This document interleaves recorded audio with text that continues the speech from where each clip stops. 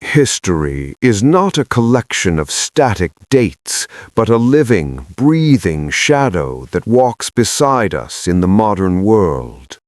We often imagine the past as a silent, monochrome landscape, yet London in the year 1600 was a cacophony of ambition and decay. It was a metropolis of nearly 500,000 souls huddled together in a dense architecture of timber and stone. By utilizing the cold precision of artificial intelligence, we can now peel back the layers of time to observe this vanished world. We are no longer mere spectators of flat ink and canvas. We are voyeurs in a city that was never meant to be remembered in 3 dimensions. Consider the structure known as Old London Bridge, a feat of engineering that defies modern logic. By the middle of the 17th century, this was not merely a means of crossing the Thames River. It was a suspended neighborhood, a jagged spine of commerce and habitation that connected the City of London to the district of Southwark.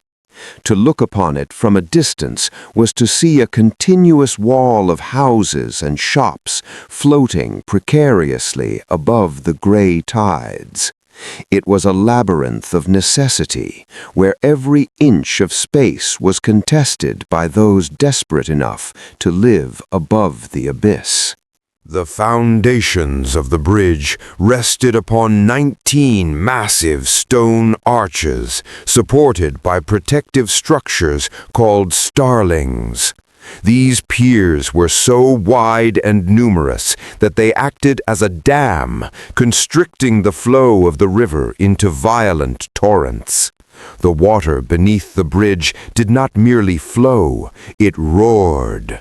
Navigating a boat through these narrow gaps was a gamble with death, a localized cataract that claimed lives with indifferent regularity. This was the price of connectivity in an age where the river was both a provider and a predator. High above the crashing water, life on the bridge was a frantic theater of the mundane. The buildings rose 4 and 5 stories into the air, often leaning across the narrow roadway until they almost touched. Residents lived in a constant state of vibration, feeling the heavy footfalls of horses and the grinding of wooden cartwheels beneath their floorboards. It was an environment of perpetual noise, where the scent of river brine mingled with the smoke of coal fires and the stench of open sewers. Fire remained a silent, ever-present ghost, waiting for a single spark to turn the wooden artery into an incinerator. Despite the chaos, the bridge was the beating heart of a global machine. The River Thames served as the primary highway for a kingdom that was beginning to stretch its hands across the Atlantic. Barges laden with grain and timber competed for space with merchant vessels carrying the spoils of the wider world. Below the bridge, the local economy of London collided with the emerging forces of global trade. The bridge was a checkpoint of authority, where the heads of traitors were sometimes displayed to remind the populace of the heavy cost of descent. In the rare, bitter winters of the 17th century, the bridge exerted a different kind of power. The massive piers slowed the river's flow to such an extent that the water would occasionally freeze solid. During these periods of stasis, the danger of the currents vanished, replaced by the surreal sight of thousands of people walking upon the ice. The river became a frozen plaza, a brief and fragile peace where the city could stand still. It was a stark contrast to the usual violence of the tides, a moment where the architecture of the bridge conquered the water itself. We must look toward the northern entrance of the bridge, near the site of St. Magnus the Martyr. This was the gateway to the city, a bottleneck of humanity, where every newcomer was forced to confront the scale of London's density. By the mid-18th century, specifically between the years 1756 and 1762, the bridge reached its breaking point.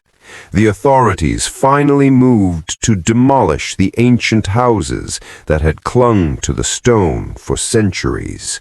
The bridge was stripped bare, a skeleton of its former self, eventually replaced by the modern design. Yet, even as we mourn the loss of the old bridge, we must recognize its endurance as a lived space. It was more than infrastructure. It was a symbol of human persistence. Kings, commoners, and criminals all shared the same narrow passage, moving through a space that was simultaneously a marketplace and a fortress. It was dark, it was unsanitary, and it was dangerous. But for over 500 years, it was the only permanent link between the north and south banks of the capital. Shift your gaze now to the western edge of the metropolis, to a place called Buckingham House. Long before it was transformed into a royal palace, it stood as a private residence surrounded by the silence of the countryside. In the late 17th century, this area was the frontier of urban expansion. It represented a desire for isolation, a retreat for the elite who wished to escape the suffocating density of the city core. Here, the boundaries between the civilized and the wild were still clearly defined by open fields and manicured gardens. But the city would not be denied its growth, and history would not allow London to remain in its medieval skin. In September of 1666, a cataclysm arrived that would rewrite the destiny of the capital. What began as a localized fire in a small bakery transformed into an unstoppable force of nature. The city, built primarily of dry timber and narrow alleys, offered no resistance to the flames. It was a purge by fire, a moment where centuries of history were reduced to gray ash in a matter of days. Imagine standing at Ludgate and watching the sky turn the color of blood. In the distance, the square tower of old St. Paul's Cathedral stood as a titan under siege. This massive landmark, the spiritual anchor of the city, was eventually consumed by the heat. The very stone of the cathedral exploded under the pressure, and lead from the roof ran down the streets like water. It was an apocalypse of the familiar, a transformation that stripped London of its medieval identity in a single agonizing week. By the evening of September 4th, 1666, the view from the Tower Wharf was one of total devastation. London appeared not as a city, but as a continuous wall of fire stretching across the horizon. The Tower of London itself narrowly escaped this fate, standing as a silent witness to the destruction of the world around it. To the left, the houses on London Bridge acted as a fuse, carrying the fire toward the southern bank.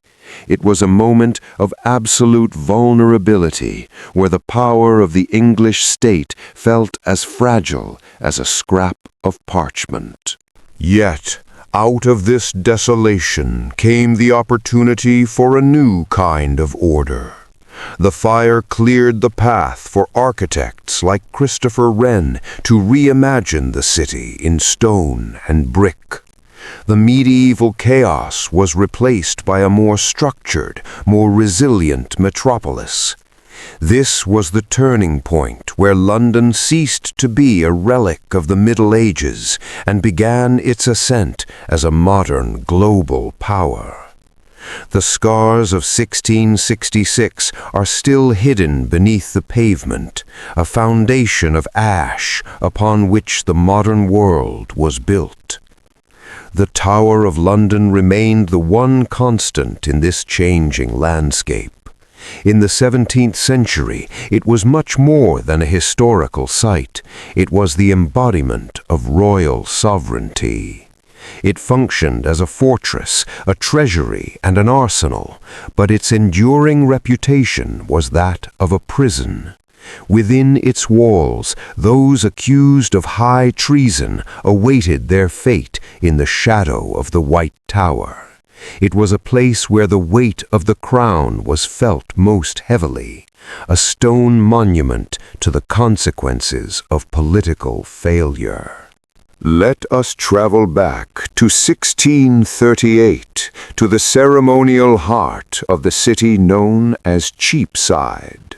This street was the stage for royal display, a place where the power of the monarchy was performed for the masses. We witness the procession of Marie de Medici, a moment of high pageantry intended to project strength and stability. Beneath the surface, however, the air was thick with tension. The religious and political divisions of the era were already beginning to fracture the foundation of the kingdom. Cheapside was dominated by the Cheapside Cross, a landmark that served as a gathering point for both celebration and protest. The presence of foreign royalty and Catholic influences unsettled a city that was drifting toward a catastrophic civil war. Every parade, every banner, and every soldier in the street was a reminder of the fragile peace that held the nation together. Today, the landmarks have vanished, replaced by the glass and steel of modern finance, but the street itself remains an echo of that lost theater. By 1647, the political center of gravity had shifted toward Westminster. This was a complex of power where the sacred and the secular resided side by side. On the left stood the old Palace of Westminster, the seat of a parliament that was increasingly at odds with the king. This was the arena where the English Civil War was fought through law and rhetoric before it was fought with steel. The conflict between the divine right of kings and the will of the people found its focal point in these very halls. Beside the palace stood Westminster Hall, its vast timber roof a masterpiece of medieval craftsmanship. It had served as the site of state trials for centuries, a place where the law was used to both protect and destroy. To the right, the massive silhouette of Westminster Abbey stood as the spiritual heart of the nation. It was the place of coronations and royal funerals, a stone testament to the continuity of the English state. In 1647, however, the abbey was caught in the crosswinds of a religious upheaval that threatened to tear the church apart. The river remained the primary artery for this complex of power. At the Westminster Stairs, boats arrived constantly, carrying the architects of the Revolution and the defenders of the Crown. In an age before paved roads, the Thames was the only reliable way to navigate the city's political landscape. It was a highway of messages, spies, and ambassadors, a liquid thread that connected the halls of Westminster to the rest of the world. power in London was always a maritime endeavor.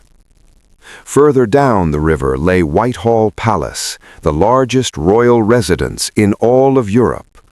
By 1643, it had become a sprawling labyrinth of over 1,500 rooms. It was not a single building, but a chaotic accumulation of halls, galleries, and administrative offices.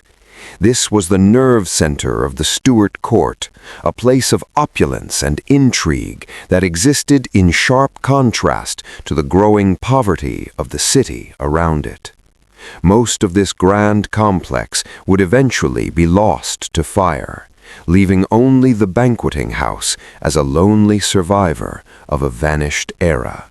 In the distance, away from the smoke of the city, stood Richmond Palace. This was a retreat of the Tudor and early Stuart monarchs, a place of cleaner air and quiet contemplation. It was here, in 1603, that Elizabeth I breathed her last, bringing an end to a dynasty that had redefined the English identity.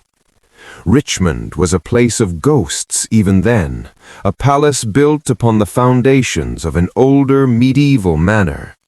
Today, only fragments of its walls remain, hidden beneath the suburban beauty of modern Richmond. As we look back through the lens of technology, we must ask ourselves what has truly changed. The buildings have fallen, the river has been tamed, and the people of the 17th century have long since returned to the earth.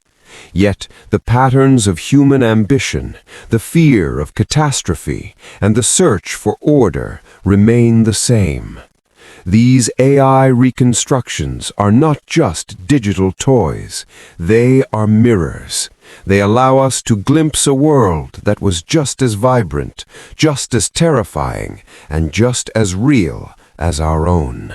The past is a foreign country, but we still walk its streets every day. When we navigate the modern city of London, we are stepping over the foundations of 1666. We are crossing bridges that replaced monuments of stone and timber. We are living in a world shaped by the decisions made in the shadow of the Tower and the halls of Whitehall. To understand the present, we must be willing to face the cold, unblinking eyes of history. This journey through the 17th century reminds us of the fragility of civilization. A city can burn in a week, a dynasty can end in a single breath, and a bridge that stood for centuries can vanish into memory. We are the inheritors of this chaos, the beneficiaries of a world that rebuilt itself from the ashes of the old. As we move forward into an uncertain future, the ghosts of old London continue to watch us from the riverbanks. They are a reminder that nothing is permanent, and yet the essence of the city endures. The past is a foreign country, but we still walk its streets every day. When we navigate the modern city of London, we are stepping over the foundations of 1666. We are crossing bridges that replaced monuments of stone and timber. We are living in a world shaped by the decisions made in the shadow of the Tower and the halls of Whitehall. To understand the present, we must be willing to face the cold, unblinking eyes of history. This journey through the 17th century reminds us of the fragility of civilization. A city can burn in a week, a dynasty can end in a single breath, and a bridge that stood for centuries can vanish into memory.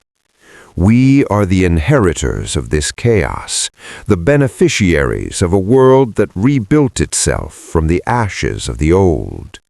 As we move forward into an uncertain future, the ghosts of old London continue to watch us from the riverbanks.